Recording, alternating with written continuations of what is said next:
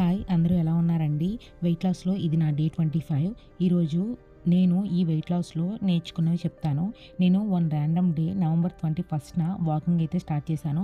అప్పటి వరకు నేను వెయిట్ లాస్ అవ్వాలి అంటే మనకి డైట్ చేయడానికి ఫుడ్డు అండ్ జిమ్‌కి వెళ్ళడానికి డబ్బులు కూడా ఉండాలి అని అనుకునేదాన్ని. బట్ నేను నా మైండ్ సెట్‌ని అయితే చేంజ్ చేసుకొని ఫస్ట్ వాకింగ్ అయితే స్టార్ట్ చేద్దామని అలా నవంబర్ 21 నుంచి 30 వరకు ఎంత కష్టంగా ఉన్నా డైలీ మార్నింగ్ 5కి లేచి వాకింగ్ అయితే స్టార్ట్ చేశాను. సరే వాకింగ్ అయితే స్టార్ట్ చేశాను. ప్రాపర్ ఫుడ్ కూడా మెయింటైన్ చేయాలని డిసెంబర్ 2 నుంచి ప్రాపర్ ఫుడ్ తింటూ వీడియోస్ అయితే పోస్ట్ చేశాను. నేను కూడా హానెస్ట్‌లీ మధ్యలో చీట్ చేశాను. ఎగ్జామ్స్ వల్ల ఔట్ సైడ్ ఫుడ్ తిన్నా. బట్ ఏం ఫుడ్ తిన్నా పోర్షన్ కంట్రోల్‌లో అయితే తిన్నాను.